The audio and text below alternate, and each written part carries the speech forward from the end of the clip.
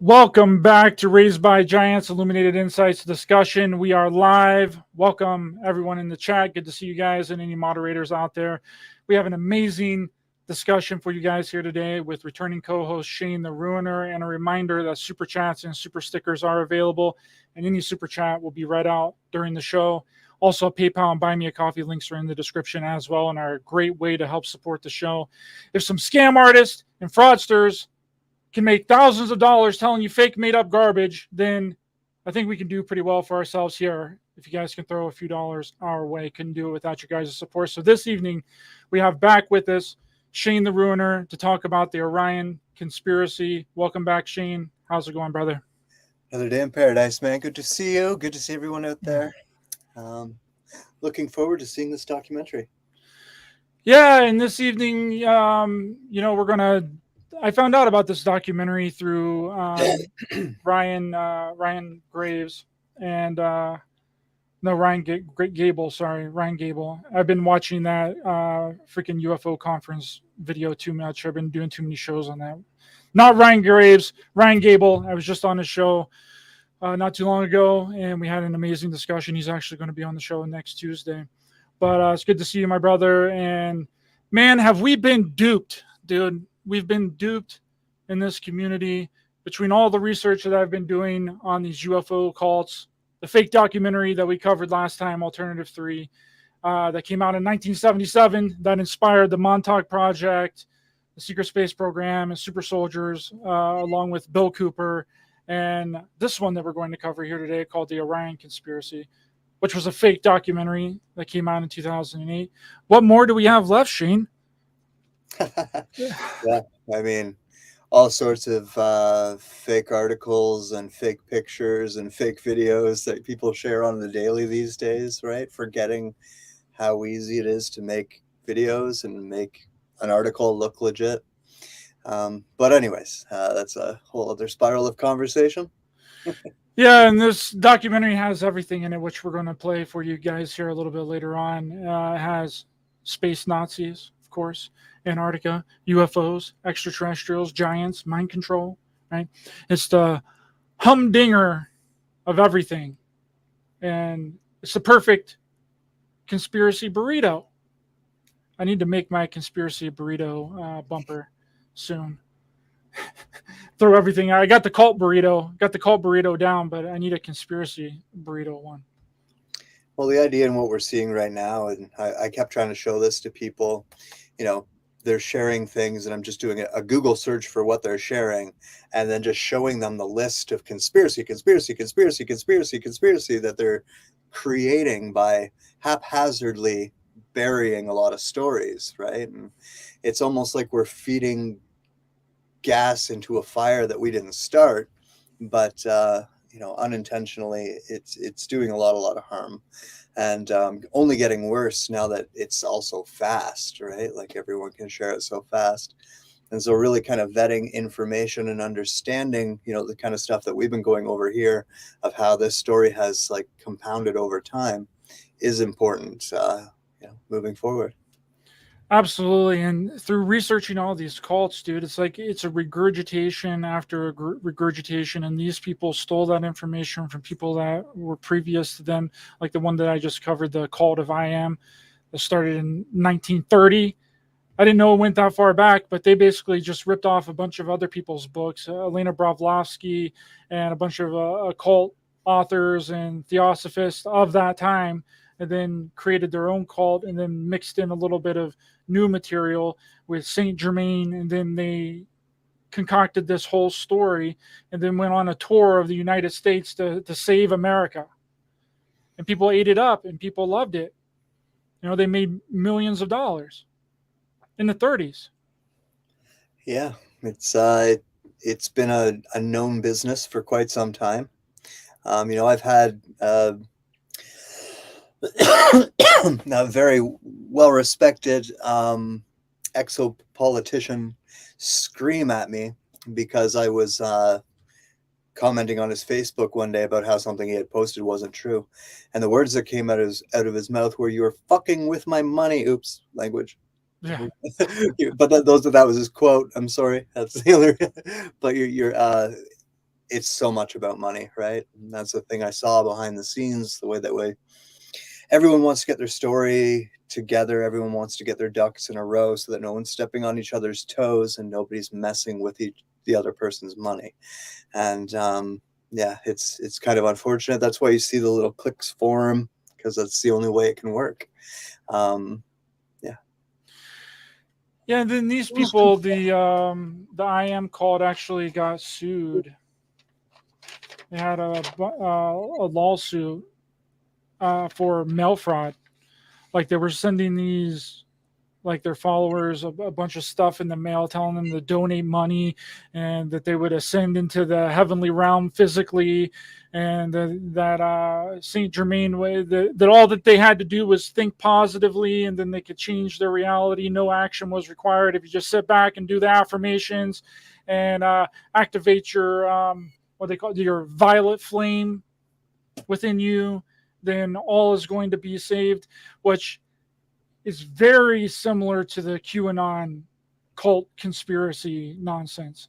Like researching this cult at the end of that video, UFO Doomsday Cults Part 8 that I did the other day, I ran through all the correlations between QAnon and this cult. Literally, you can just replace Donald Trump and JFK Jr. with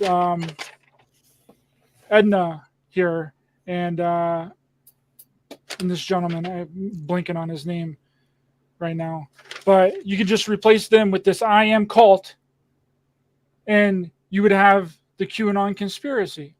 It's the exact same thing.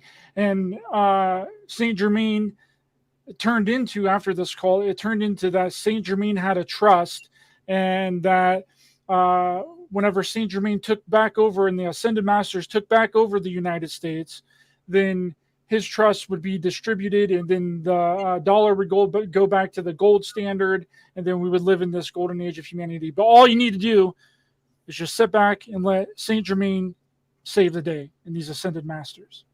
And that's the same story that happens over and over again. Do nothing. Don't worry about what, the cabal or the deep state or whatever they call them in whatever version of it.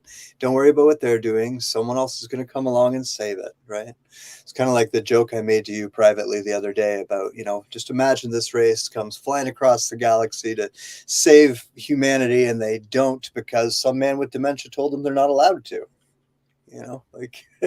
That's more or less what we've been told over and over again, that like, oh no, the humans made a deal with them, so they're not allowed to, right? It's really quite ridiculous when you think about it.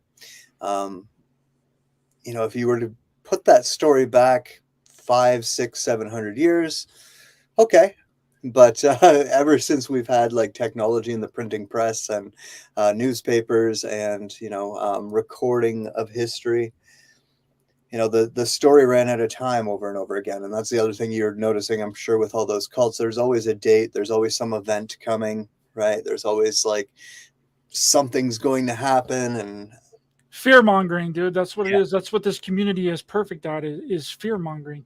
Ryan Gable's actually in the chat. I didn't mean to call you Ryan Graves, Ryan Grable. Don't take that as a diss. I just got done watching the whole congressional hearing again, and I had Ryan Graves in my mind, but I was just on his show, and he says he's going to be on Tuesday. He says, what's the deal with these speakers and personalities either saying that they're the reincarnation of Edgar Cayce, David Wilcock, right? David Wilcock claims to be Edgar Cayce, or talking on the name of Saint Germain, Thoth, Princess Lioness Goddess, etc. And he makes a good point, because every single one of these cults that I've studied so far all claim to be somebody important in past lives. And it's the same thing in the alternative community. With Guy Ballard here claimed to be George Washington reincarnated. Yeah, it's from my point of view, like I've seen 5 or 6 women tell me that they were Eve. I've seen probably about a dozen people tell me that they were the inspiration behind like 11 or Scully, right? Like that game that you're pointing out there gets played on a lot of different levels within this community, and it is just kind of a way of separating yourself, making yourself special and above the crowd, right? We want to do that with each other. I know that firsthand. People wanted to do it with me. As much as I didn't like it, it kept happening, right? So even when it's unintended, it will happen. So definitely for people who want it, it's very easy. And yeah, just throw any one of those names, or like you could extend that list by 30, and either you're channeling them or you're reincarnated as them. You know. Yeah, and the leader of the Love Is One cult claimed to be like reincarnated over 500 times. And that she was all these famous historical figures like Joan of Arc, Mary Magdalene, and then also claimed to be the reincarnation of Jesus Christ. You can't be a cult leader, Shane, unless you're the reincarnation of Jesus Christ, or if you lived a past life as Jesus Christ, or you're the two witnesses from the book of Revelation. You got to incorporate Revelations, the book of Revelation, into your cult, right? Yep. that or some type of savior from it. Scotty boy, no one ever remembers being an incarnated toilet cleaner. But he brings up a good point, though. No one really ever claims to be something ordinary like most people are.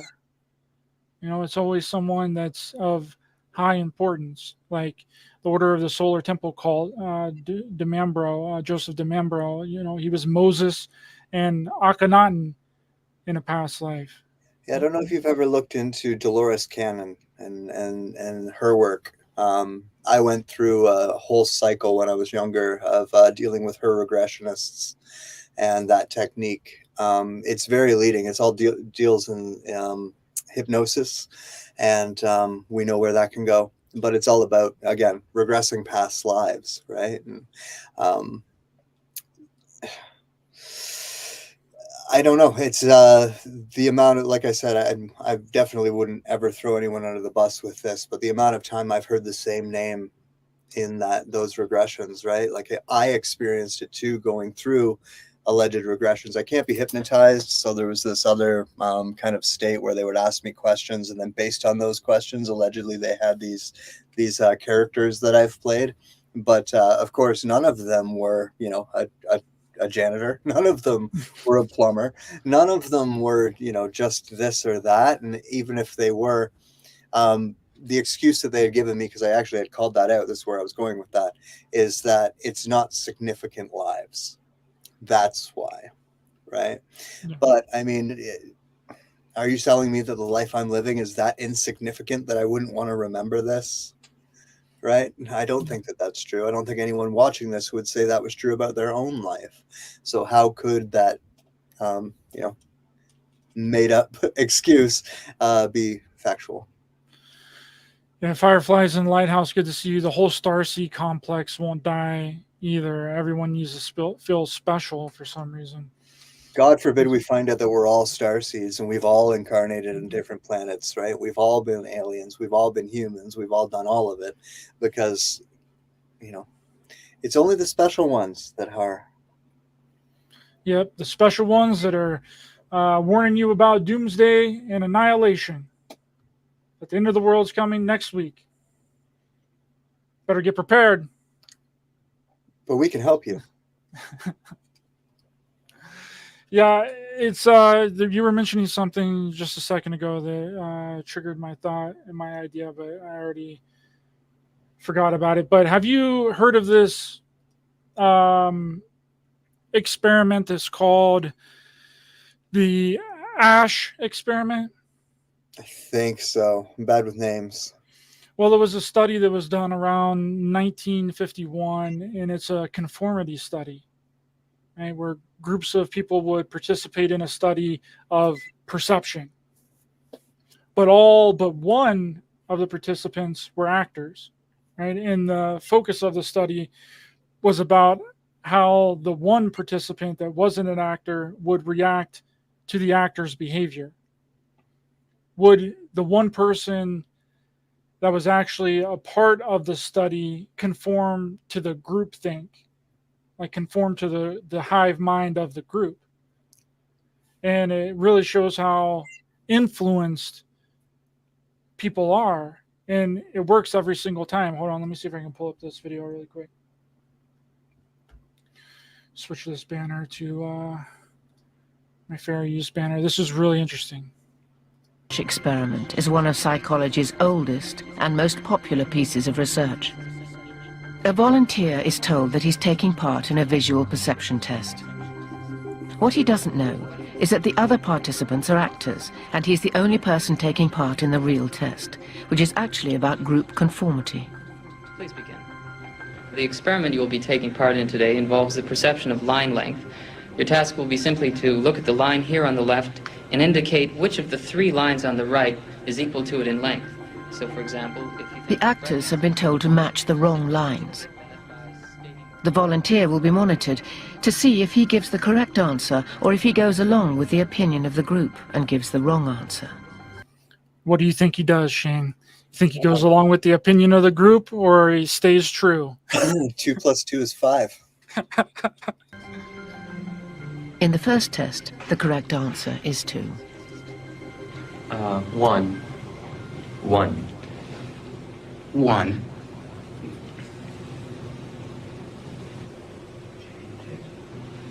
2. 1. Once again, the correct So he did it right the first time through. answer is 2. 3. 3. 3.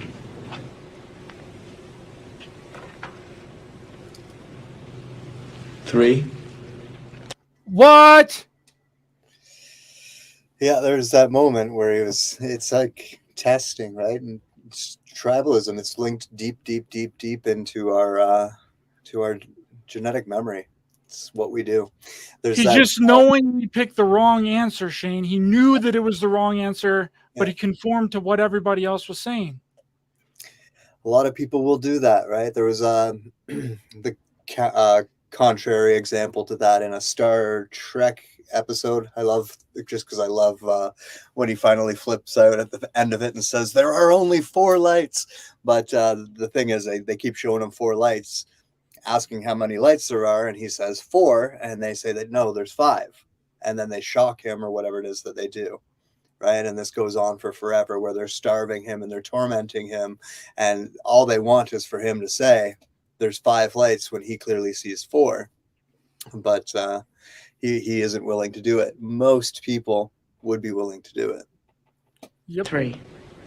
The asch experiment has been repeated many times, and the results have been supported again and again. We will conform to the group. Again, we're very social creatures. We're very much aware of what the people around us think.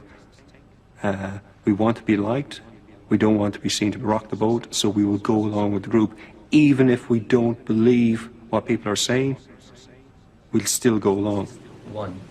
1. 1. 1. Group dynamics is one of the most powerful forces in human psychology. It's unbelievable. Yeah, I mean, like, with advertising, we know this. With any type of art marketing, we know this, right? With crowd control, we know this. We know all of these things. I've seen it even with, at soccer games when riots would start. There were people who are completely, unrelated to the group of people who were fighting, just kind of start fighting because everyone's fighting. It's really a kind of a contagion that spreads, and it can manifest itself or present itself in a variety of different ways, like the mass formation psychosis that we all heard about over the last 3 years. And then the other part of it is they have so much of that science, and they can present it to us, replicate it so easily because it is true, that they can also use that to explain things away when they want to, right? Like a mass hypnosis, as an example. Yep, and that one, the first one was done in 1951, and they've been doing these experiments since then. And every single one of them, the people conform to the groupthink, the hive mind. So what does that say about us, right? Like, it's wild when you think about it. I almost want to play it again just to really drive home the idea and the factor here, and make sure people understood what was going on, because it's unbelievable that the guy sees the answer the first time, he chooses the right answer, and then hears everybody go through one more time, and then he knowingly picks the wrong answer because everybody else thought that answer was the right answer, but all those people were just actors that were just playing along in the experiment. And how long can that go on before he just starts to, completely doubt his own perception of things, right? And then if you doubt your own perception of things, or if you don't believe that there is a truth, as example, then it's really easy to just, discredit anything and add in anything as you see fit, which is kind of exactly where people who would like to have us controlled and in the multiverse and things like that would probably like our headspace to be, right? Exactly. That's exactly right. And when I watched that for the first time, I was blown away. I'm like, holy crap. And how many instances since they've been doing this experiment hasn't been done on the public? And with greater and greater tools, right? It's wild. I'm going to play it again because it's just so good. We're going to listen to it one more time just to drive home this whole factor, and I'm going to let it play all the way through so people don't have to have any interruptions. Experiment is one of psychology's oldest and most popular pieces of research. A volunteer is told that he's taking part in a visual perception test. What he doesn't know is that the other participants are actors, and he's the only person taking part in the real test, which is actually about group conformity. Please begin. The experiment you will be taking part in today involves the perception of line length. Your task will be simply to look at the line here on the left and indicate which of the 3 lines on the right is equal to it in length. So, for example, if you... The actors have been told to match the wrong lines. The volunteer will be monitored to see if he gives the correct answer or if he goes along with the opinion of the group and gives the wrong answer. In the first test, the correct answer is 2. 1. 1. 1.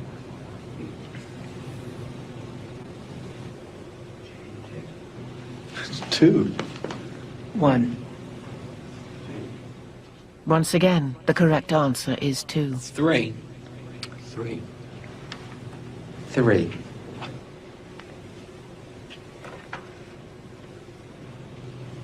3. I was seeing that there. A couple different people mentioned exactly what it is. It's, it's not wanting to be outed by the herd. It's not wanting to be outed by the tribe, because without all of this technology, that means death. Even with all of this technology, it still kind of means death, right? We all need to be part of some group. And, if we have to lie or cheat or steal or kill or to stay in that group, a lot of the time we kind of will, right? Especially if we've been in the group. And that's how cults work, right? Like they don't throw the whole kitchen sink at you right off the bat. They get you in the door, right? And then once you're in the door, then you become dependent on them. And once you're dependent on them, then they can start pushing your boundaries.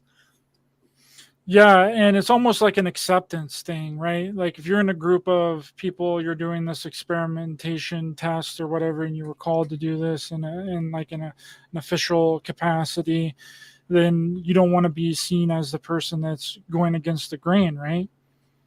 Normalization.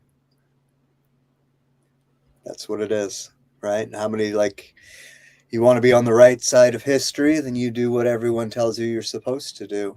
If you want to be in the in-group, then you do what they tell you to do. And a lot of people would rather that than the alternative, and kind of makes sense. I mean, survival is hardwired into us, right? Yeah, be a part of the group, hive mind, do what everybody else does, don't go against the grain, which was what Marshall Applewhite from the Heaven's Gate cult was trying to create. He was trying to create that hive mind type of reality for the followers of his cult. He made them the women cut their hair really short, dress like men. They all dress the exact same, androgynous. Because he says that the beings in the next level are all androgynous, and the only way that you're going to get there is if you're also androgynous. And they would only be able to eat a certain portion of food every single day. It's Yeah, I mean it's water cooler talk even, right? Like we talk about that. They how they do marketing for TV shows, figuring out how to get everyone. Like if everyone at the office is talking about Friends and you've never watched Friends, you feel left out and you want to watch Friends, right? We experienced this a lot when we were kids. If all your buddies are watching The Simpsons and they're all talking about The Simpsons at school the next day, and you can't get in on that conversation because you didn't watch The Simpsons, right? And that's it. And when you pick different groups, that's what you do. You assimilate their character a little bit. You assimilate their habits. You assimilate whatever it is that they like. Unless you've bonded on that in the first place, then that's what people do to get into groups. People do it to get romantic partners. We do it in all sorts of different ways. It's like this chameleon act that we'll do. But in almost all of those cases, we're literally willing to throw away our own morals and values in order to do it, right? But I think the common thread between all of these different things is getting back into something like even the end result is just groupthink, but controlled by the good guys, right? It almost seems like that's the way that gangs also operate as well, right? In order to get into the gang, you have to be a part of the group. You have to be a part of the quote unquote family. Mafia. Yeah. And once you're accepted into that, then you have to follow by all these rules and do all this stuff, just like Heaven's Gate cult did, just like the Ashtar Command internet cult in the mid 90s did, just like the Love is One cult did as well. They created all these rules that everyone has to follow. Yeah. You can't be a free sovereign individual. You have to follow what everyone else is doing. And it happens with sharing information within the groups in the modern day social media sites as well, where if you see your friends sharing about a certain topic, you feel like you need to too, right? For the same reasons. And so it starts this wave of everyone kind of just playing follow the leader, more or less. And a lot of the time the leader's kind of out to lunch in a lot of these cults anyways. Yeah, they definitely are. And after I'm done with this UFO Doomsday Cult series, I'm going to start focusing on people within the community that also influence the reality and UFO culture and a lot of these theories and ideas as well. And we're going to get into this on this fake documentary that came out in 2008. Let's see here. Anybody? How's it going, Scotty Boy? King James, good to see you guys.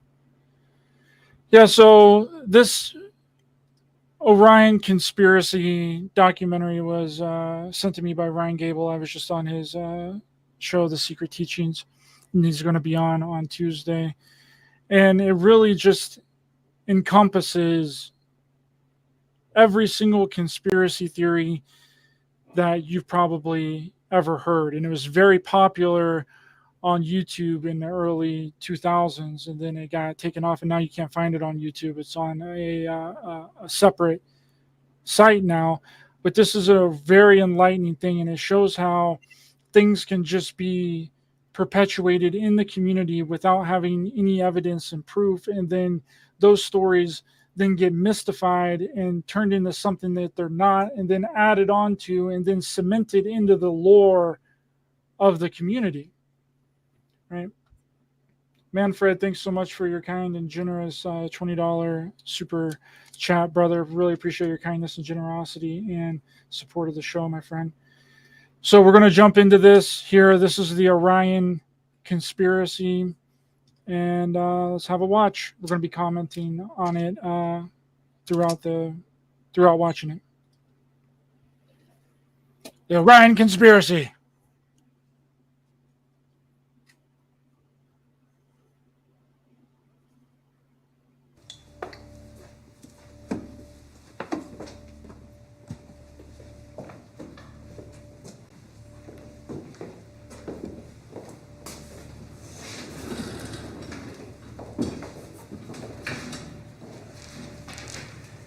Mr. Prime Minister, Mr. Defense Minister, General, allow me to introduce myself. My name is François Rousseau. I'm in charge of an informal research group, which does not appear in your organization charts. Our president, to whom I personally and exclusively refer, thought it useful, if not necessary, that I clarify for you a certain number of issues. You think that as initiates you're better informed than most people. Allow me to doubt it. So right off the bat, the video starts out with a man claiming that he's like in a top secret position, that he's in the know, because the information about him and this project that he's running isn't officially on any of the books. Right? And that's an important thing to point out. Also, Shane, whenever, if you have a comment or anything, just give me a finger. Give me the finger. No, just give me a finger. At this very moment, things are taking place. They are somehow serious enough for the informations and documents that I kept for you be revealed to you now. In a word, a manipulative operation unparalleled to this day on a planetary scale is being implemented and will be the final subject of my talk. As regards our era, everything in reality started just before World War II. Hitler had broken certain taboos, such as taking recourse to occultism and secret societies. The Ahnenerbe, a Nazi organization assigned with, among other things, archaeological and anthropological research, found this during an expedition to Afghanistan. Fake pictures, fake documentary, fake information. This flying object is called Vimana, or Astra, by the Hindus. Moreover, during exploration of the subsoil by the Russians and Chinese in 1927, traces of a very ancient nuclear explosion were detected. Certain sedimentary layers had been atomically vitrified 50,000 years ago. The very... I want to point out that they're mixing, even when you stopped last time, it was like frame by frame, artificial staged, real, staged, real. And they're doing that same thing with the information here too. Yep, they're mixing some halfway factual information with fake made-up information. Same phenomenon can be observed around today's nuclear test sites. One must understand that Hitler, thanks to these discoveries which he took highly seriously, was going to open a Pandora's box which no government, whether friend or enemy, wished to close afterward. Behind tragic history, which we all know, lies a theory based on the existence of full moons associated with the four geological cycle. According to Hans Erbiger, founder of the world ice theory, the Earth had undergone 4 semi-global extinctions of life due to the fall of one of these moons. Effectively, as one goes along, the satellite moved closer, gravity changed and triggered some deep mutation of the genetic standard, thereby creating a race of highly intelligent giants measuring approximately between 10 to 13 feet tall. Several tens of thousands of years later, the moon crashed, the impact causing a serious rise in sea levels and a nuclear-like global winter. This race of giants was to disappear due to a terrestrial gravity which had grown too powerful and incapacitating for their unusual size. Hitler was initiated to these doctrines, and contacts with Tibet in particular were frequent. I believe half of those giant photos are fake. I think all of them are. There was a campaign that went around about like an actual Photoshop, sponsored by Photoshop campaign. I remember it because it was a little bit before the time I wrote the blog, which contains talk about giants in it. And yeah, they were all Photoshop pictures. The Nazis sought contact with the survivors of ancient civilizations, holders of ancient technologies like the previously described Vimanas. One of these civilizations spread out over the entire planet more than 600 pyramids made of stone, earth, and even iron. These pyramids are almost all pointed in the same direction, all have the same proportion as number pi, and all situated in magnetotelluric nodes. The oldest are in Asia. Two of them are submerged, one south of Japan at Okinawa, another south of Cuba. These two were built about 12,000 years ago. I began by this more archaeological reminder for this reason. Our civilization is the fourth of the cycle which I described previously. Yes, I know that might well hurt our pride. We're neither the first nor the last. There's all the cycles of people on the planet coming into play there. That we're the fourth, or we're the fifth, or we're the last cycle of humans on the planet. I say the sixth extinction is what's coming next. Yeah. One must understand that the study and understanding of several recovered prototypes were the absolute priority to ensure Nazis' domination over the skies. The Allies, in parallel, focused on mastering atom and creating the first nuclear bombs. These secret bases were the center of all research supervised by the Nazis. In one of these bases worked Victor Schauberger, father of the Nazis' UFOs.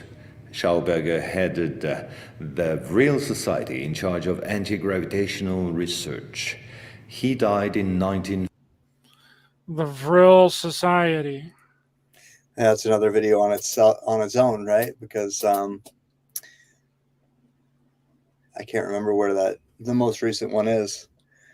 But yeah, that word kind of came out of nowhere with I always fuck up her name. Elena Blavatsky. Yeah, that's it. Yeah.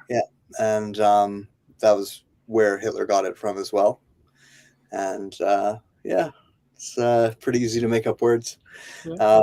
But it's also an interesting one because if you go back to, when she was using it and even when Hitler was using it and what it's become now, they're not the same thing at all. And yeah, it's, like I said, it's a whole other conversation almost. But yeah, it turns out that there wasn't any real Vril Society. It's just been established through lore and compounding upon it and making it something real when it's not. 1958 in Texas, while working under protection of the United States on the improvement of his own flying saucers, which have since become American. You will quickly understand that 70% of unexplained aerial phenomena are human in origin and in no way extraterrestrial. Once World War II was over and Nazi technology had been systematically plundered by both Americans and Russians, the first challenge was to carry on and even complete the Nazis' research in great secrecy. The program, called Project Rainbow, especially known for the Philadelphia experiment, was the immediate... Whew, Project Rainbow, Shane. Project Rainbow and the Philadelphia experiment, which then became the Montauk experiment. Yep. And you got to think about timing, because it's been a long time, but especially before we had the internet, disinformation worked differently, right? And putting books in every store so that every time you walked by a bookstore, you would see specific covers and specific things was how that was the old version of an algorithm, right? So yeah, it was very easy for selected information to spread far and wide. Which it's important to mention that Preston Nichols basically just took the movie, The Philadelphia Experiment, and just he literally took what was put in that fake movie, The Philadelphia Experiment, I think when did that movie come out? That fake movie. I don't remember. That was the 80s, wasn't it? Or maybe 70s. I think around 1984. 1984 was when the Philadelphia Experiment movie came out. And Preston Nichols just ripped off that entire movie and created his whole entire story and then connected it to Montauk and like the time travel stuff and then the alternative 3 material. It's just a hodgepodge of a bunch of nonsense. Yeah, so we just saw it happen twice where like the Vril Society was again tagged on to stuff that was real way later, right? And then became part of the myth, part of the lore, but was never actually part of the original course of events and theology. And then again with the Philadelphia experiment and the Montauk Project. Yep. Proof. This is a perfect conspiracy burrito, Shane. It's got all of it. Mathematician We're just getting started. von Neumann, who collaborated with Albert Einstein and Nikola Tesla on behalf of the Navy, succeeded in accidentally teleporting a Cannon-class destroyer escort, the USS Eldridge. These photos, Which was the fictional story that was told in the Philadelphia experiment movie. supplied by Morris K. Jessup before his suspicious death, are rare testimonies for this unique experiment. In the same time, the first Indo-Aryan technology prototype trials did not go by unnoticed. The military had come up with a more efficient parade than secrecy.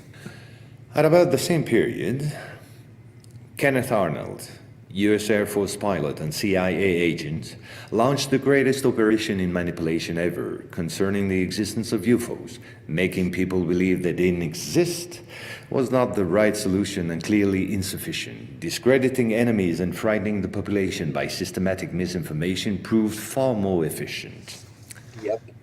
UFOs and They already knew from War of the Worlds how terrified people would be of this scenario, right? And it's always been a kind of ace in their back pocket, so to speak. And Ronald Reagan again repeated the same mantra, right? And that's exactly it.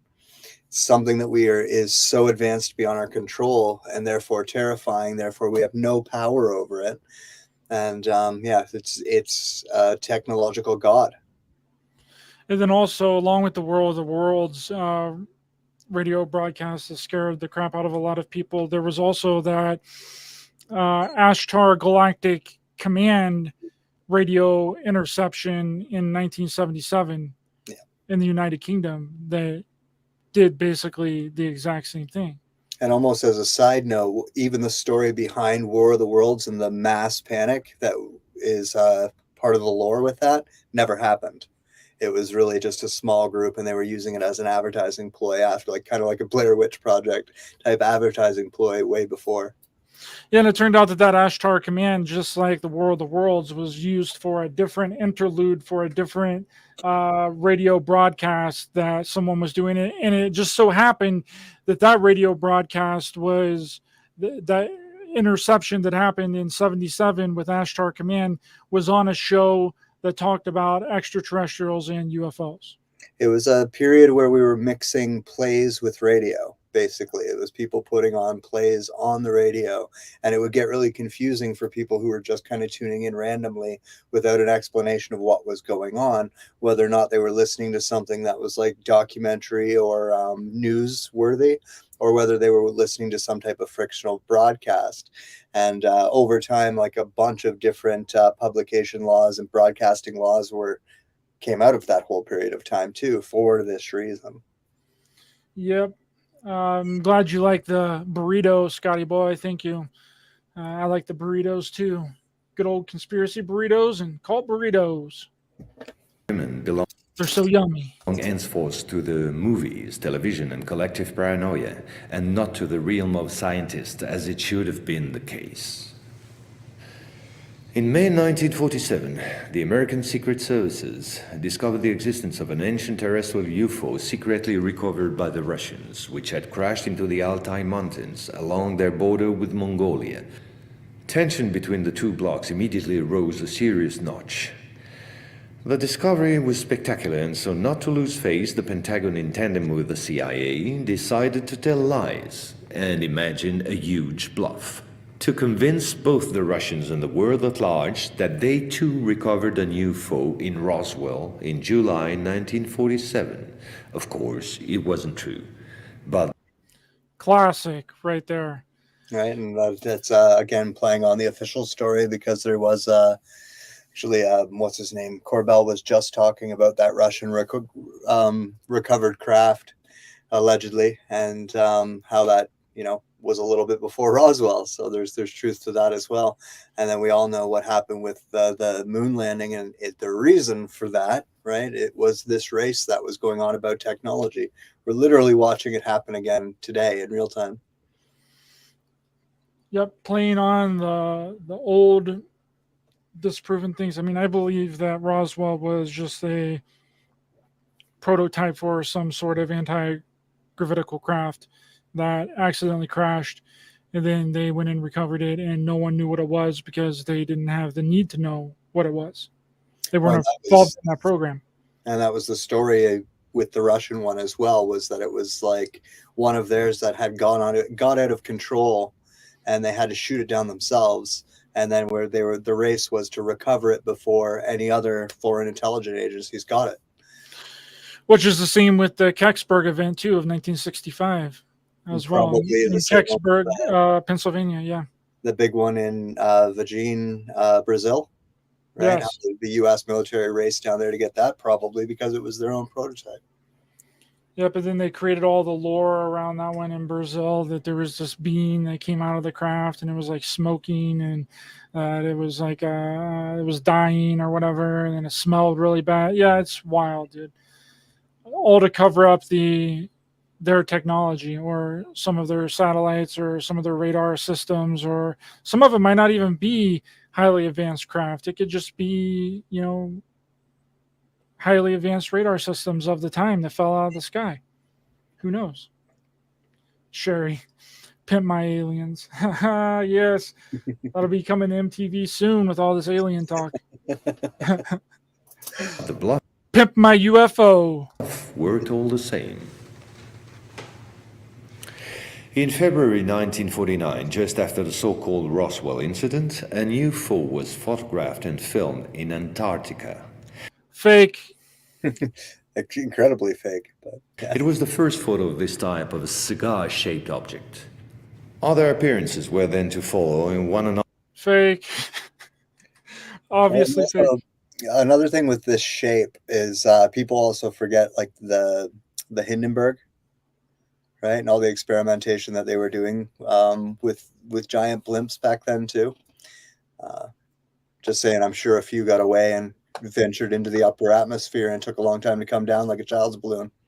But anyways. Oh yeah, those cigar-shaped UFOs look very similar to a giant blimp. Yeah.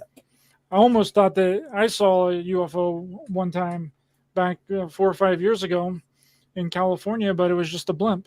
But from a distance, it looked like something really strange. It was like a straight up complete circular blimp that was like moving. I'm like, then the closer I got to it, I realized that it was just a blimp. It was a Goodyear blimp. Yeah. Unbelievable. Other bicyclic waves. At the same moment, the Apollo program, headed by Werner von Braun, was in full swing, and Dr. Braun in no way favorably welcomed the demand for paranormal experiments, which nevertheless took place during certain Apollo missions. This is the last known experiment on psychic and telepathic amplification, as well as detection of psytron particles emitted by the yogi. What is this, bro? Well, I mean, it's a couple different things mixed together, obviously in a fake photo, but yeah, that's really funny. It looks like a Hadron Collider mixed with a extraterrestrial yogi to open up a portal. The inside of a giant telescope. One of the what is that, dude? Wild. All right, we're gonna keep going. Towards the Apollo capsule. But these tests were all eclipsed by the systematic appearance of mat. Did you see that? He's like sitting right on grating. He's not even like, he doesn't even have a mat underneath him. It's right on like open grating. That would be so painful. He's a yogi, dude. He can withstand a bunch of uncomfortabilities. Okay, he can sleep on cement floors, dude. Don't mind him. He can do whatever he wants. He's mastered all of the physical pain. He can chop bricks in half with his hand. which is incredible. A lot of those monks, they can induce a lot of pain. Have you seen those guys that take like 20 shots to the balls, just yeah. like over and over and over again, and he's just sitting there and just taking it, all these kicks to the balls? Incredible. How do you strengthen your balls like that? I don't have any idea. You suck them back up and in, man. That's what it is. There's a little cavity in there that you can actually place your testes up into. That's what's trying to happen when you get into cold water. There's a little space there. So when a boy goes through puberty and you hear his nuts dropped, that's what they're talking about. Oh, okay. Our anatomy lessons done for the day. Oh yeah, for sure. And then so it's like a yoga practice, right? You fold your balls in half, and then You can manually do it. All boys watching, just go. You can just tuck them up in there. They're pretty well protected. I mean, you still have to toughen it up, and you probably like get it on the right angle and all. But I mean, we all got that little spot for them to sit in, guys. It just hurts. yeah, you gotta develop some callus on your nuts. Of unidentified objects around orbital flights and the discovery of traces of civilization on the moon.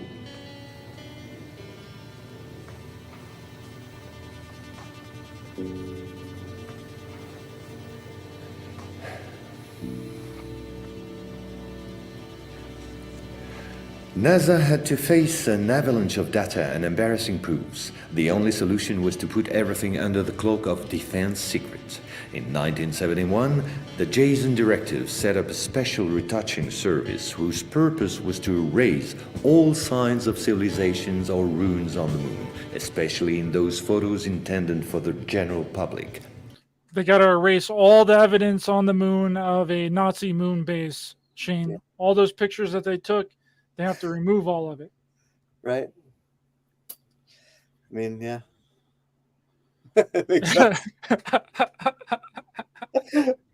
But not at all.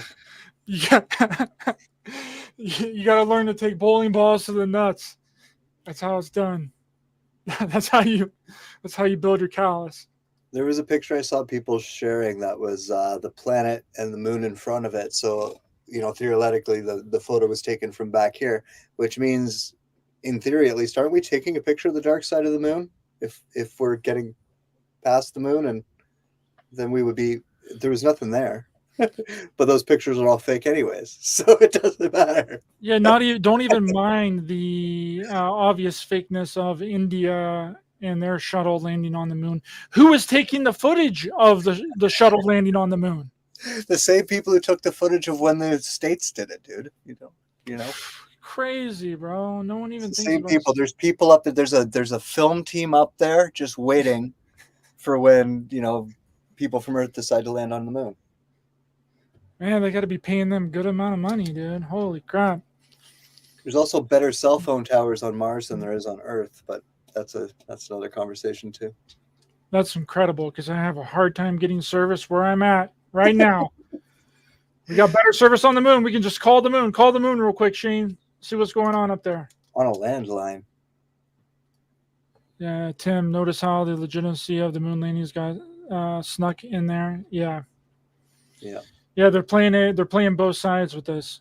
But just anybody that just jumped in, we're watching a 100% fake documentary called The Orion Conspiracy that really influenced a lot of the theories that are going around in the community today that came out in 2008. So just for the people that might just be jumping in. And the press. In June 1965 has appeared this in a satellite report in the area of Deception Islands, south of Argentina. Yeah, some more fake photos, underwater fake photos. The Russians tried to sabotage the refloating operation in vain, despite the violence of the confrontation. The flying object was finally brought back to Edwards Air Force Base in California. And 10 years later, the first anti-gravitational drone using magnetohydrodynamic propulsion, or MHD, made its debut. Those are some fancy words, Shane. Yeah. That's again him sliding in some reality with things. It's a real type of anti-gravity that doesn't, it's probably where they're about to go with this. Yeah. Test flight in the desert around Edwards Air Force Base, where a number of prototypes came into being. The Belgians got a small glimpse of so-called UFOs in 1989 and 1990. The incrimination model was a triangular shape. We all know what those are now. Them are the TR3Bs, baby. TR3Bs being talked about all the way back in 2008. Right. And before that, that was kind of my point, is that, like, that lore had started back in the 80s, like back in the 70s, of the big giant triangular crafts, and it all turned out to be, they turned out to be ours. Yes, sir. I think he's getting ready to say that these are the TR3Bs. Astra TR3B or XR7, capable of flying in total silence at more than Mach 10. Now I would like to speak to you about another concrete application of such technology. The B-2 bomber, whose development B-2 bomber right there looks almost identical. started in 1982. The official B-2 stealth bomber, which flew for the first time in 1989, was to serve as cover for another unconventional B-2 to be built in parallel. This top-secret model used, among other things, a plasma creation system, exploiting the airflow like an MHD generator. This system produces ionization of the air around the B-2, thereby suppressing air resistance while ensuring total invisibility for any type of radar. This nuclear bomber has flown for 15 years now at more than Mach 10. It can fly around the Earth in just a few hours without being seen. Naturally, such military research was to give rise to many commercial spin-offs. Over the last 10 years, we've seen the appearance of dozens of non-lethal armaments like E-bombs or electromagnetic bombs, as well as, of course, microwave weapons and powerful lasers. Deuce. Boom! Right there. Mountain Dew. Mountain Dews. A directed attention weapon.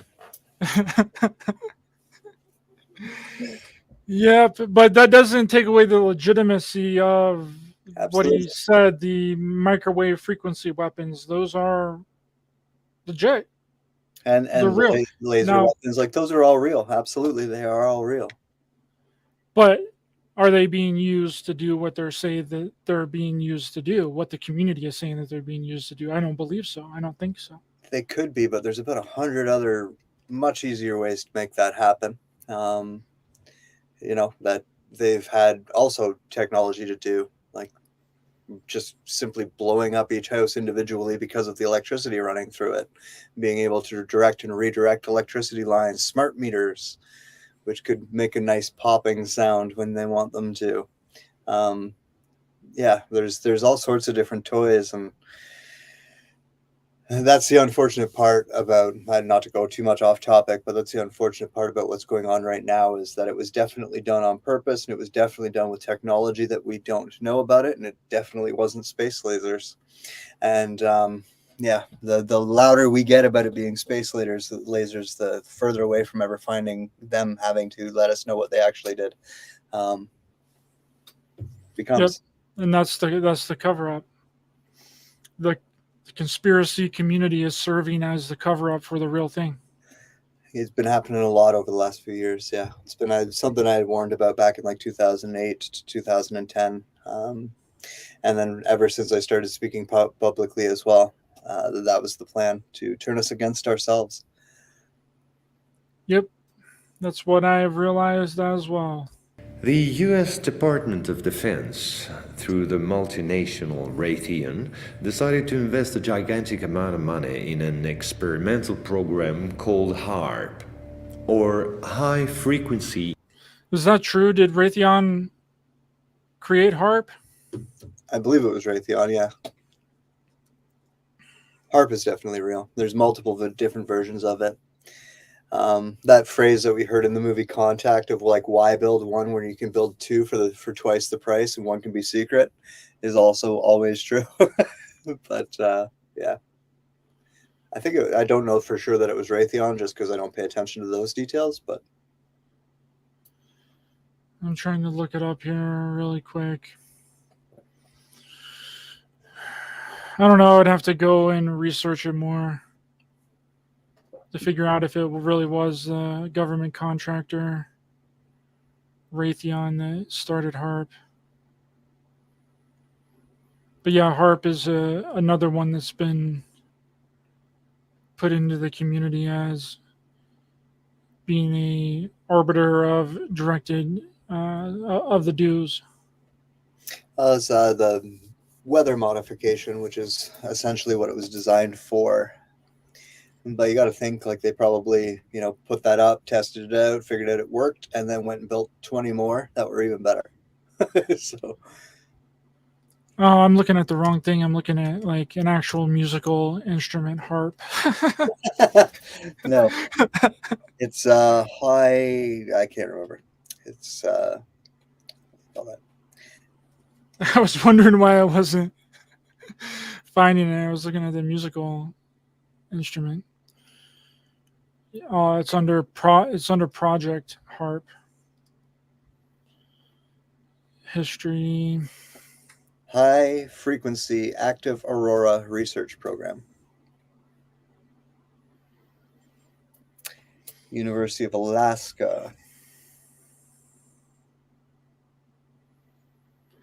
I'm not seeing anything about Raytheon, but Me either. I don't know. I would have It's to. looking like it was a university.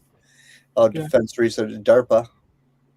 Yeah, the U.S. U.S. Air Force, U.S. Navy, University of Alaska, Fairbanks Defense, DARPA, and it was designed and built by BA Advanced Technologies. Yeah, I'm not seeing anything about Raytheon on here. No, those are the listed people. I mean, Raytheon is a contractor that works with all of those organizations. Right. So Yeah, I think that they brought up Raytheon in here because I think they tie it into the South this Pole. is conspiracy Antarctica. buzzword. That's why. It is. Yes. That's why I said what I said. Like Raytheon technically works with all of these people. Yeah. So. Activate Auroral Research Program. And it was quite a program. Officially, the base in Alaska studies the ionosphere. In truth, the real possibilities of the installation are enormous. Climate manipulations, deep detection of underground base or deposits, silent and remote destruction of any object, and most important of all, manipulation of human behavior. Boom! Right there. Whew. It's that perfect salad of you can almost hear it. It literally almost is like fake step, real step, fake step, real step, fake step, real step. And so it's hard even for me to start separating them. But yeah, there we go.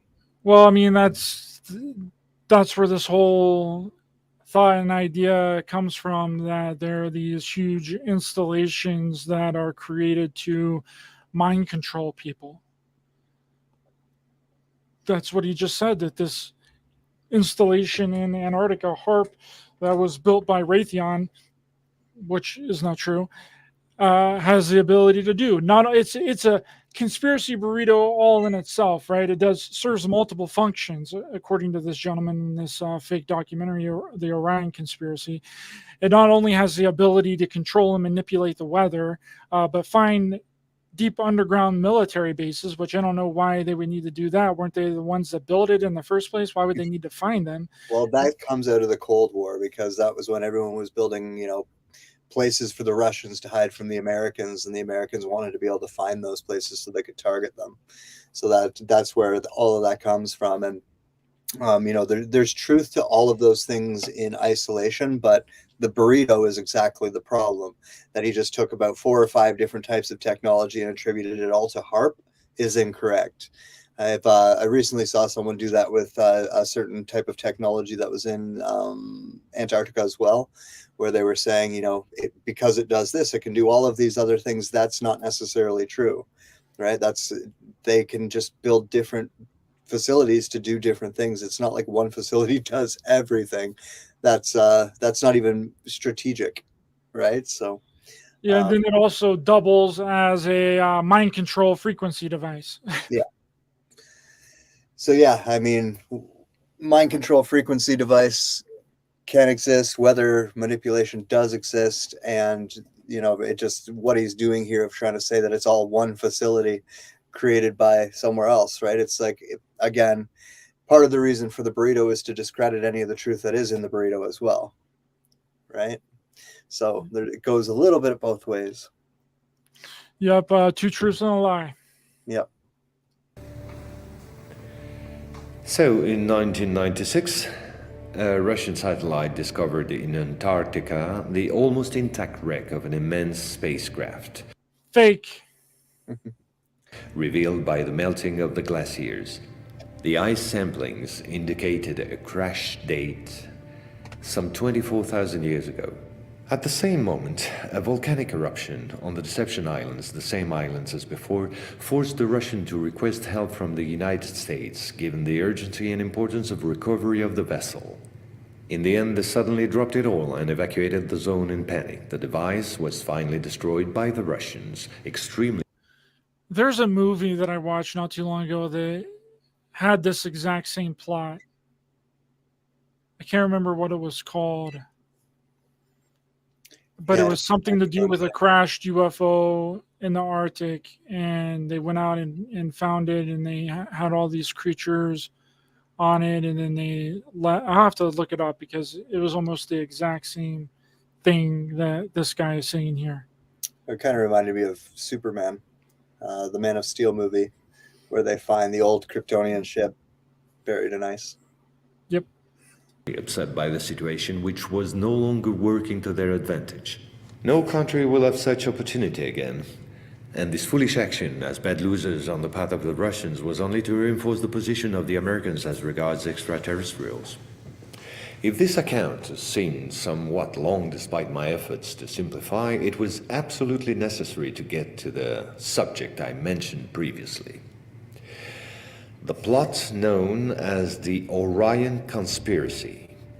Our research group is convinced that UFOs constructed by the Americans or the Russians will be used to support an hoax attack on the Earth of extraterrestrial origin. Hoax attack, fake alien invasion. How many people have we heard since 2008 when this fake documentary came out talk about the fake alien invasion? Well, that had a specific twist on it that the Russians were going to do it. The Russians, our arch enemy, the Russians. The bad guys from all the movies, right? That's how we know them here. But really, where the whole fake alien invasion theory comes from was Werner von Braun on his deathbed, that only one person heard him say, and then repeated it to everybody, and then it got cemented within lore of the community as well. When only one person heard him say this on his bed, I believe it was his cousin or his sister or a niece or some relation to Werner von Braun, whenever he was laying on his deathbed, he told one person this. Then everyone else picked up on it and then ran with it and has been talking about it for decades now. Well, it's kind of interesting, you think of like I Am Become Death, right, from Oppenheimer, and like, what these people feel like once they do invent these technologies that they see could be weaponized and used in these ways, right? I could imagine, someone like Werner von Braun having that type of realization on his deathbed, but at the same time, that's probably just made up, right? Like the amount of deathbed confessions that get kind of sold as reality is sometimes a little bit ridiculous, but at the same time, we weren't there. The thought makes sense to me, though, that he would think something like that, to be honest.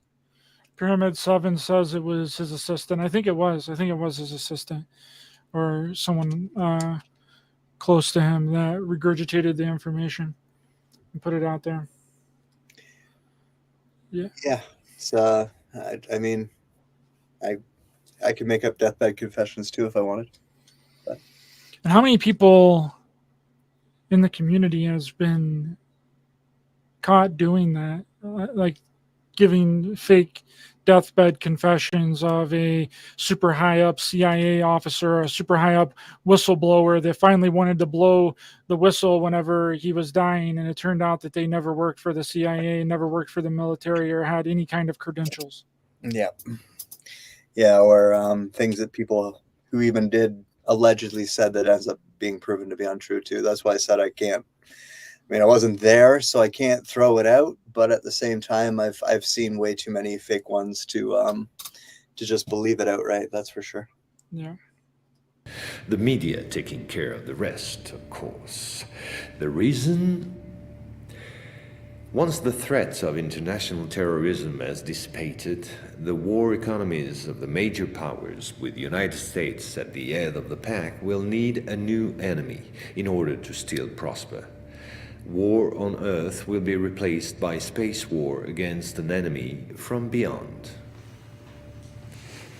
So then, gentlemen, I thank you. A complete report will be handed to you at the exit. As for me, I'll see you again soon for a second update on a quite different subject. Gentlemen. And then the credits roll. Yeah. Showing you that it's a fake documentary. And then between 2008 and 2016, everyone just believes that it's real. Yep. And then somewhere near the end of that, it starts to get debunked, or someone comes out and says that it's not. And then until about 2020, everyone forgets, and then someone shares it again in 2020, and suddenly it's real again. And that's how we do things around here. That is exactly how it's done, and that was the Orion Conspiracy fake documentary that came out in 2008 that has all of the different lore from the community that's been being talked about for years and years and years, and is still talked about today, that has a bunch of nonsense in it. Perfect conspiracy burrito right there, that movie. And whenever I watched it the first time, I was like, holy crap, this is the humdinger of fake conspiracy documentaries. Yeah. Yeah. Add it to the list. Add it to the list. And then also I wanted to show this right underneath the video is the director's statement of the video, which says that this is a fiction documentary, right? And that the more than 50 years of disinformation, and listen to this really carefully because this really explains what's going on here. More than 50 years of disinformation and manipulation in the shadows of the media have divided and impoverished public opinion so as to control it all the better. That tells you everything that you need to know right there. That tells you that it's purposefully done. It's purposefully put into the community to cause confusion, to not let the public know what's going on. That's what this community is about. That's what this community does.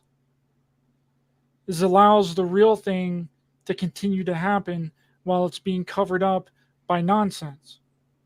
Yeah, we can have the right conclusion and be sharing all the wrong evidence, and that means that the right conclusion gets buried underneath all of that wrong evidence. And it's never been more apparent than it has been this last year, but even like, Pizzagate, right? Pizzagate. What was the Michael Malice quote that Pizzagate aged better than Russiagate? It's true, it did, right? Because we ended up finding out that there was a lot of truth to that after all, right? But that was a good example because, you know, the folk on the internet made it bigger than it was and started drawing a bunch of conclusions and then doing the internet sleuth things and trying to like all these different things, putting it all together. And that led to one guy going into a pizza place with a gun. And the next thing you know, the whole story, they got away with, until a few years later when we found out about Epstein. Yep. It's unbelievable, and it's a perfect cover for getting people off of the scent of really what's happening. And the problem is whenever you try and call this nonsense out for what it is, you turn around and get attacked. And when you're the one that's trying to, for the lack of a better word, blow the whistle on the nonsense that's going on, all the cronies and all the people come out to roast you on the fire.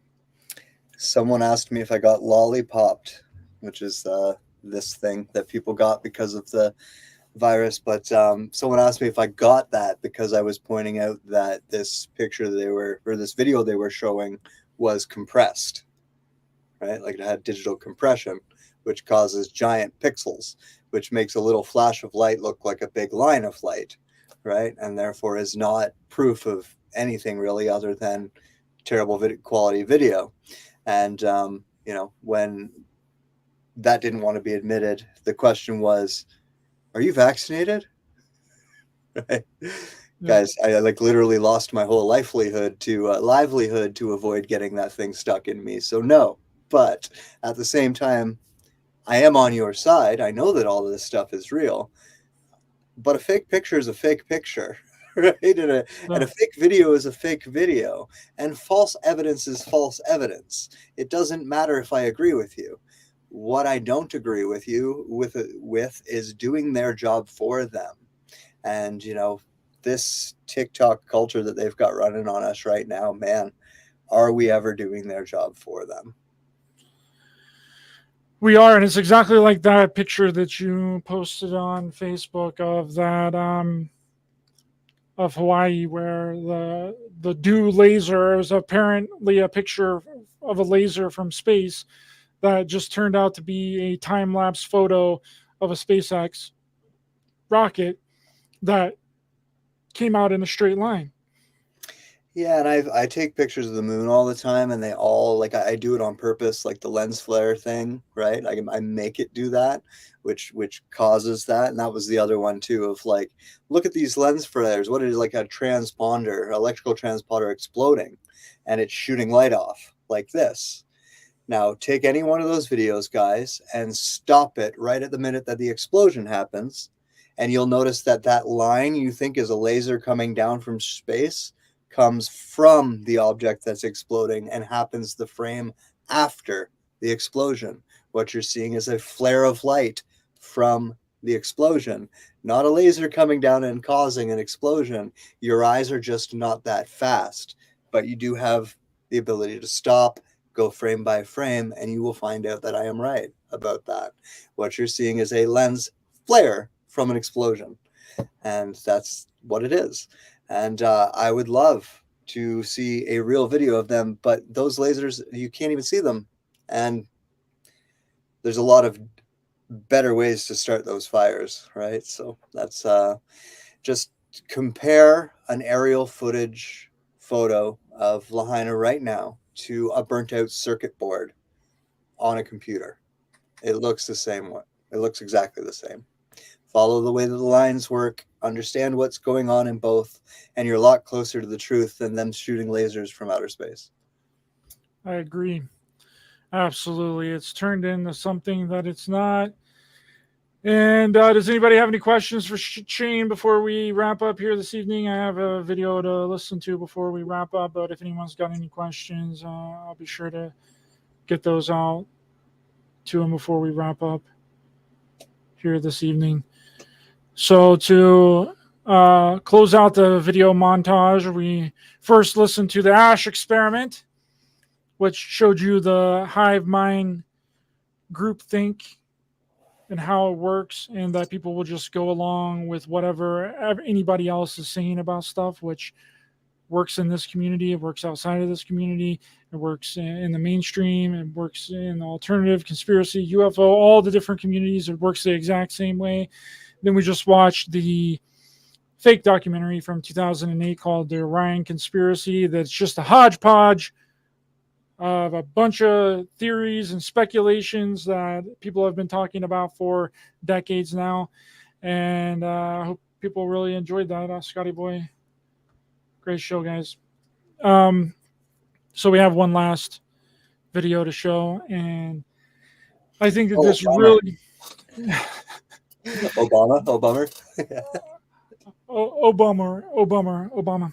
So this last video that we're going to show and comment on is from Barack Obama a couple of years ago, talking about disinformation, and it's really illuminating and is really all that you need to hear to understand what's going on. And this is coming directly from his mouth.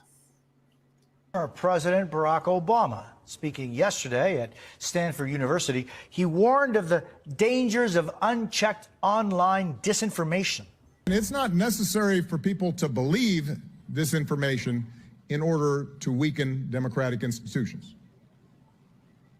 You just have to flood a country's public square with enough raw sewage.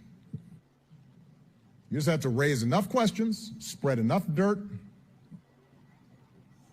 plant enough conspiracy theorizing that citizens no longer know what to believe. Yeah, if anyone That's wants a job, just go on the dark web and you can get yourself a good job working for the Russian Orthodox Church or the Chinese government or all kinds of different terrorist organizations making memes and TikTok videos. And then you're going to end up seeing that all your friends start sharing those memes and TikTok videos that you got employed by the dark web to create. Because I've witnessed that. I've never done it myself, but I had a roommate who got his entire income for a good solid year off of just making up fake memes and getting paid for it. And I see those get shared on TikTok and Facebook and Instagram. I don't have TikTok, but I see it in TikTok videos all the time. And that's what he's talking about. And, if we were going to believe that the United States were the good guys, then he would be alluding to someone like China, right?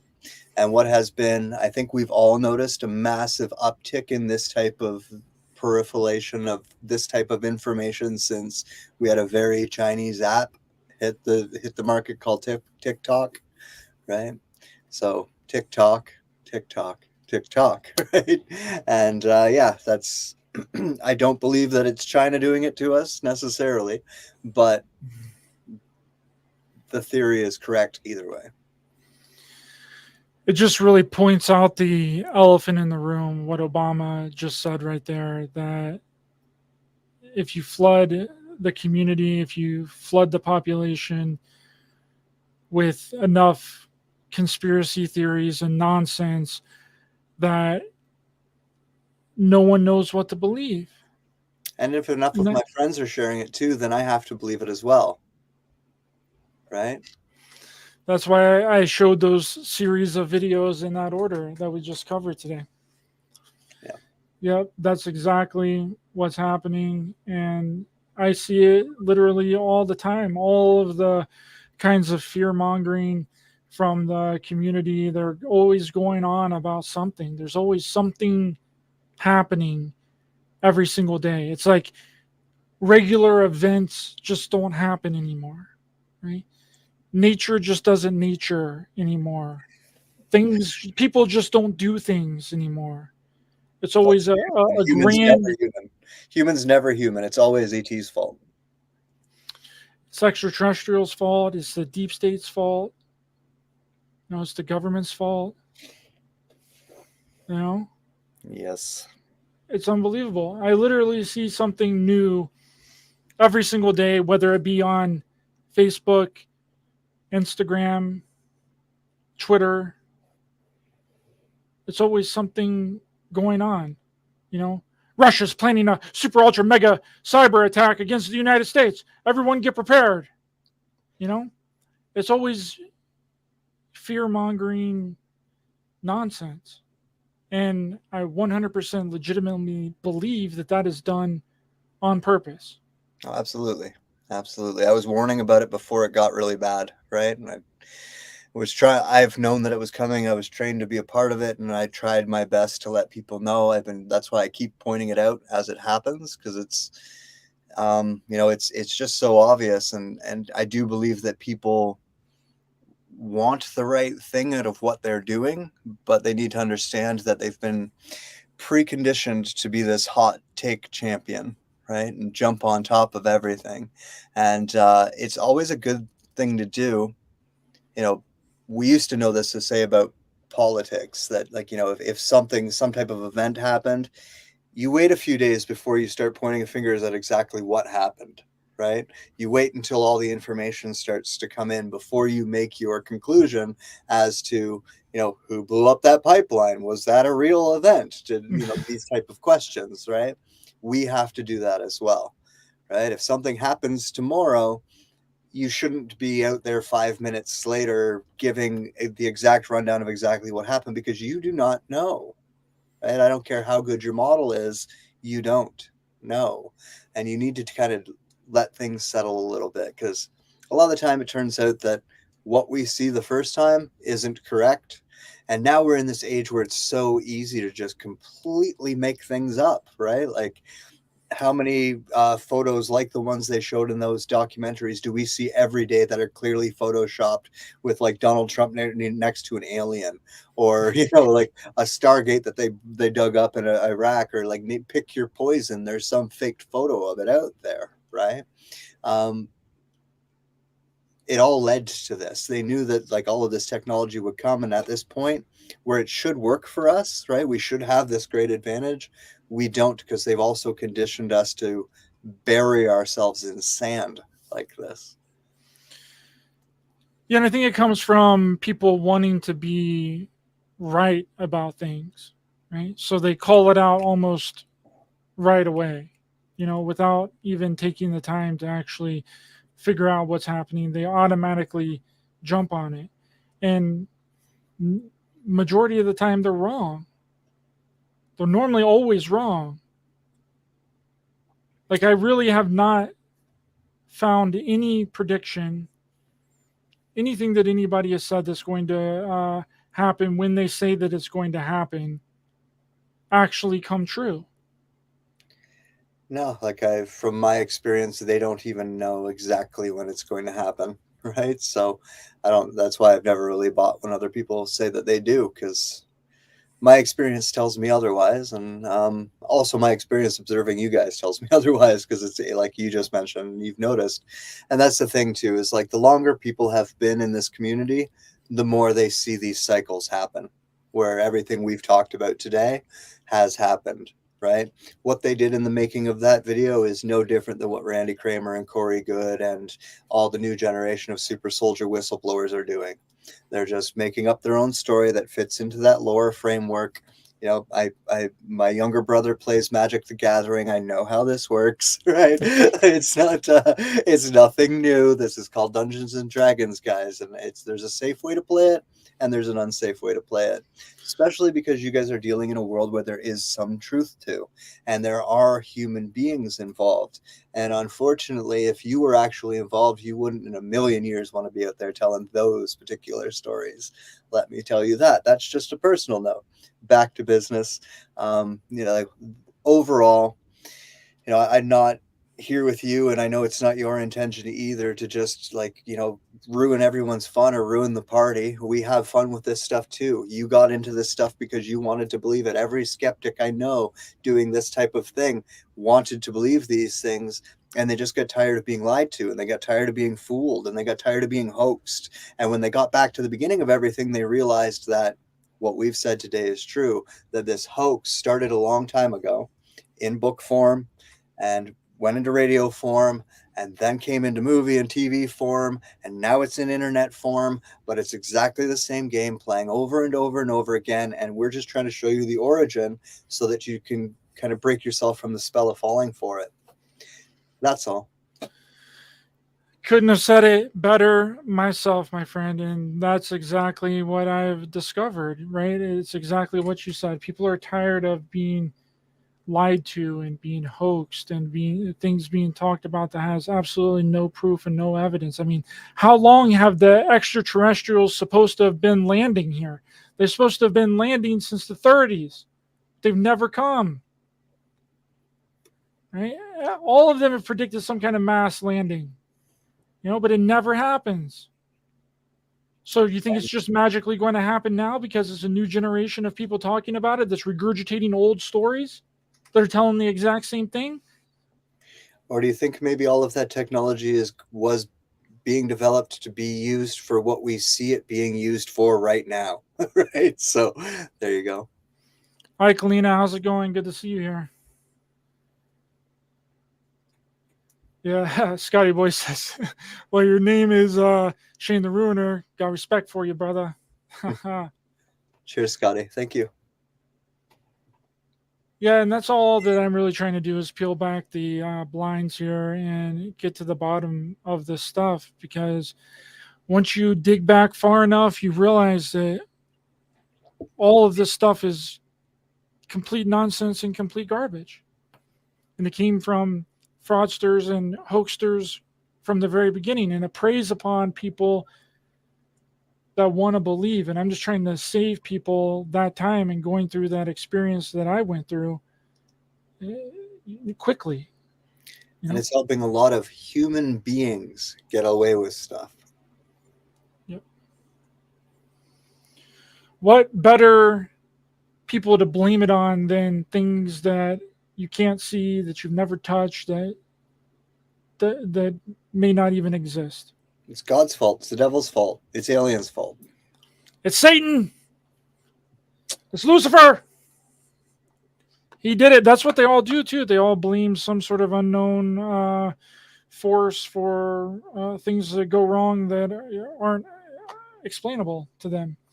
When they get caught up in some nonsense, they're like, "Oh no, it's the evil Galactic Federation that broke off from the Galactic Federation in 1954 and then separated and went into their own group. And now that they've infiltrated this person, and now this person is no longer a part of the Galactic Federation. He's evil. Now we have to shun him." Yeah. And now a man with dementia is making it all stop because Orange Man bad and stuff. Yeah. Yep. Unbelievable. Well, thanks so much, guys, for being here. I really appreciate your time this evening. Where can they find you online, Shane? Do the link tree thing after the / Shane_Sador. You'll find all my links there. I've got a Patreon channel. And yeah, that's pretty much it. There's a website as well for sessions, because I teach a magic class. I do one-on-ones. We call it metaphysical support. So, someone who understands all of this nonsense and can help talk you down off some cliffs with these type of things. That's kind of what I do to help people. It's like an awakening within an awakening. Absolutely. Within an awakening. Because I always said, it's people aren't really awake. They just gave up one dream for another in a lot of cases, right? So a lot of people did that. They gave up one dream for the other dream, and now they're realizing that that's a dream too. And I think I might have said it on your show before. We now have this middle ground. We actually have what we've wanted, right? We wanted enough of the masses kind of awake on our side and looking at these things with scrutiny. And that's good. Unfortunately, we also had QAnon in there that made a lot of noise and, is an instant turnoff for most of them. Everything we've been talking about is like QAnon on steroids, right? So in terms of its effect in that matter. We have the opportunity for what we want. Let's not ruin it. I agree so much. Please be sure to hit the thumbs up button, help the channel in the algorithm, share, subscribe, hit the bell icon as well for notifications. I'll be back on Tuesday at 6 p.m.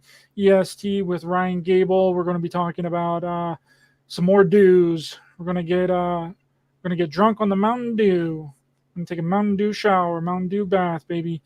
And the links to Shane's information will be in the description of this video. Thanks so much, everyone, for being here and your kind and generous patrons. Appreciate you guys. See you guys on Tuesday.